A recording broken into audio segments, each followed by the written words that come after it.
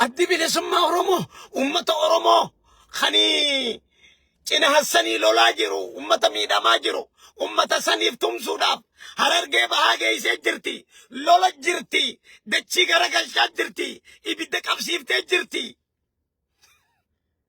warra juufiin baanaa bara odoon salfanne odoon qaanfanne odoon salfanne odoon qaanfanne Harargee dhaqummaa barbaachisa Oromoo tumsuu yoo barbaachise Oromoo Wallagga jira Oromoon Shawa jira finxaaleeyyiin ummata Oromoo miidhaa jirtu bakka iyyuma jirti Wallaggaa jirti Gujii jirti Boorana jirti Oromoon olii san hin jirtu yoo Harargeef tumsuu barbaachise Oromoon Wallagga hin jirtu bakka isaan biratti bakka isaan jiranitti addi bilisummaa Oromoo ni jirre jettu jaamutti achi jirti ichi finxaaleeyyiin isaan bira miidhaa jirti fixaa jirti buqqisaa jirti Harargee dhaqumaa barbaachisa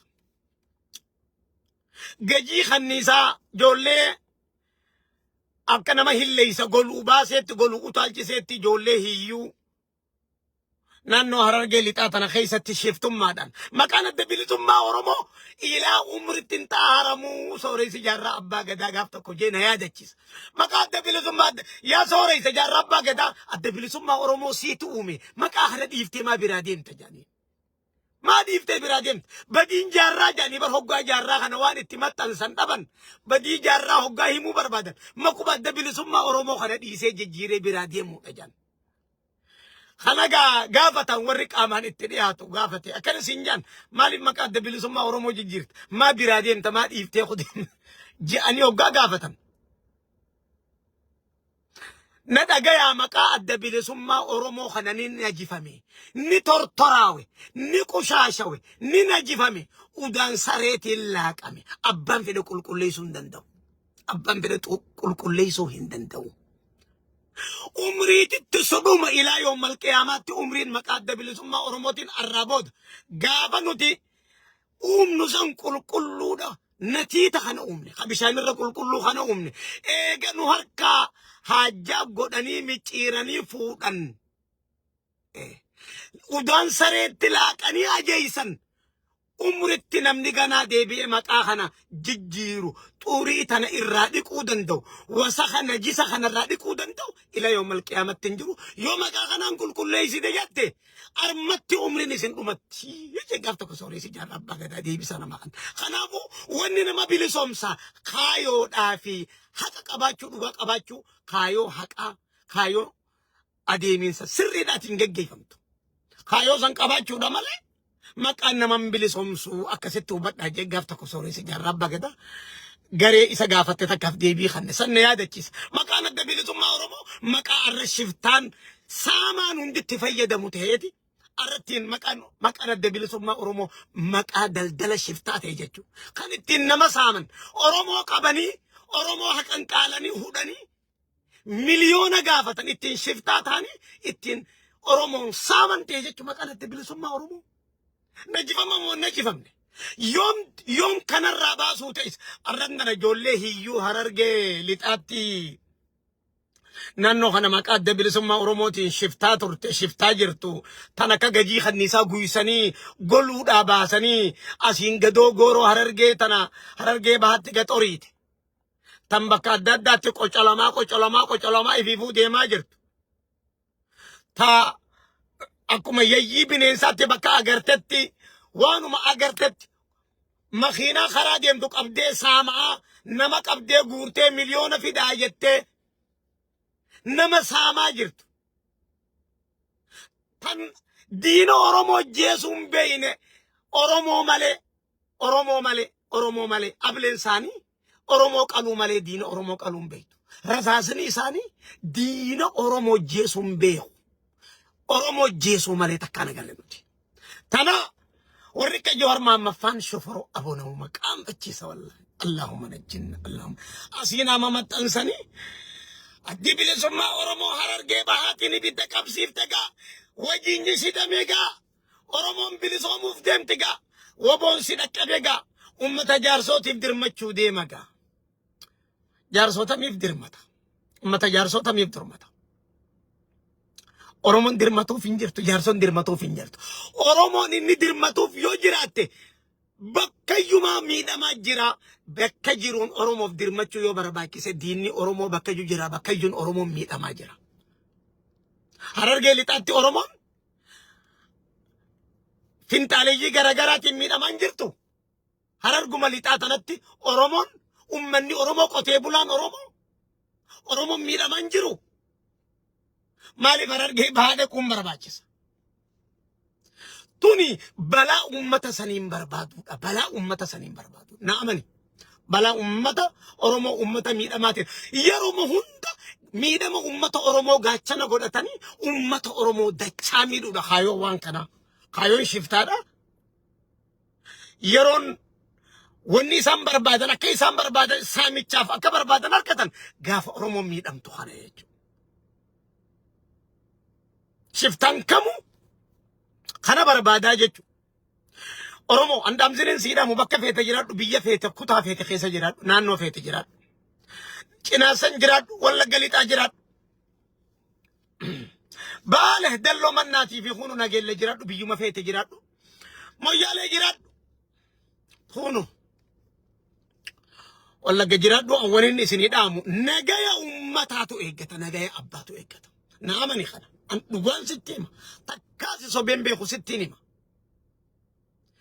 Balaa qaama kee keessa bobaatee jala seentee si jala dhokattu. Kamuun ayyamin. Namni siinaa hunjiru rabbi malee siiqa waliif na'u. Ibii teetii tumsa walii ta'i. Wal bira dhaabbadhu. Wal bira dhaabbadhu walii tumsi irree waliif ta'i. Akkasi kaleewu injifatte uuma fedhee buqaabsoo feetellee akkasitti injifachaa turte. Roorroo diinaallee diinaarra himattullee akkatti irraa baraaramaa turte. Tokkummaa teetiin baraaramaa turte. Ifumaa teetiin wal gargaaraa walii tumsa baraaramaa turte. Arrallee isii tana si barbaachisa ifuma teetiin walii tumsi.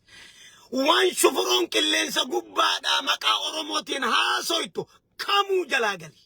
Andhaamsaan siidhaam yoo si balleeysuu taate malee si balleeysu qofa yoo taate malee bu'aan isin si gargaaruudha an akkaan siin jiru Wallaggaas taatu Oromoo Wallagga miidhamaa jira namni Oromoodhaaf hin tumsa jee achumatti ha Wallagga jiru Wallaggatti Oromoo tumsee nu garsiisuudha hojiin Oromoo tumsuu isaa odoo finxaaleeyyiin Oromoo buqqiftuu bira teeysee buqqiftuuti sila akka oduutti mee gurra kamirra nama yaati gurra kamirra siyaati ati Harargee bahaatti huno cinaasanitti Oromoof tumsina jee adda bilisummaa Oromoo gayyaa'e Harargee keessa lola bane jedhanii fakkeessitoonnaa fi hattoonni baandonni hundi tanaason wanni kanaa si keeysallee laal gurra si yaa'uun qabdu si keeysallee bahuun qabdu. Naamani Harargee bahaa dheeyxeeti abbummaan fedhe nagayaan galaa duruu ijoolleen Oromoodhaa Harargee bahaa jechuutan akkatti namni yaade naan galle. Harargeen bahaa ummata gubatee waat laal saattawee bilchaatee cilaawee gubatee arge. Waan isaa tolaatii fi isaan tolle ummata adda baafate. Mootummaa uttiin eegu ummanni Harargee bahaa. Balaa isa keessa yaatu mootummaa uttiin eeggatu. Wanga warrikka Jooharii fi gadheeleen tuni baandonni kun haasawan bakka kana buutee deemi ummata Harargee bahaa gaafadhu gaarra eeysa kutte wanni sun jaati gaafadha takka takkaan bitii bittim kan harkaan qabamtee fi talubbuun galii taatee fi bittim taate waan gajii kanniisaa waa xiqqoo lakkoofsaanuu nama 50 geenye. Hararge bilisoomsuuf addi bilisummaa Oromoo wajjii shidde jaanii qilleensa kanarratti asii bandaan akka Jawaarfaan hogganuu maxxansan nuti very shameful wallahi numa qaanfanne nuti oma jennu wallaalle makuma Oromootiin akkatti dubbannu wallaalle soormi kun hin qaanfatu gajii kanniisaa tabaqayaatu Oromoo yaatu Oromootti haada dhooytee maallaqa miliyoona meeqa gaafattee ummata Oromoo horiirraa naqachaa akkamti naqachaa tayaatu if jalaa yaatee Oromoo shorro isaa barataa fi barsiisaa hunda ta ummata kana bifa kanaan saamaa jirtuutu nuti gajii eega nama haadatti dhawattee horiirraa fudhanna jettee miliyoonan gaafachaadha harargee lixaarraa guurtee hanqa asitti nama dhaabdee makiinaa deemtu dhaabdee nama makiinaarraa guurtee horii akkaawuntitti irraa naqachaa yaatu shifta akkanaa hattuu kanaa kana Oromo bilisoomsa jedhee nuu kataba. Deema harargee bahaa gaafadhaa nama 400 jedhanii haasa'uun nama 400 haqalachaa yaa'u qubachaa dachii buqqisaa yaa'u jedhanii haasa'uuni akkana dachii garagalchaa ummata harargee bahaa jaarsoodhaaf tumsuu yaa'u jedhan dirmachuu yaa'u jedhan. Deema gaafadhaa gajii kannisaa bakka isiin buute maa'u 50 saniiru.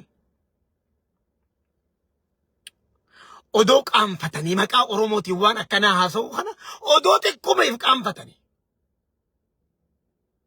Oromoon bilisummaa eenyurraa eeggatamu uummata kanarraa eeggata.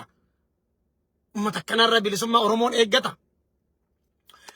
Kanaafuu uummanni keenya beekachuu qabaa wal gargaaruudhaafis tumsa isin godhaa jirtanii dhageenya fayyaa gahaa galatooma. Walii tumsa haasawan feesisu hojiidhaan waliif tumsa an kanaan isinirraa eega. Sadarkaa hundaanuu waliif tumsuu keessanin odoon haasawne odoon dubbanne uummata keessaniif miidhama. Uummanni kee Oromoodhaa qoqqooramaa jira.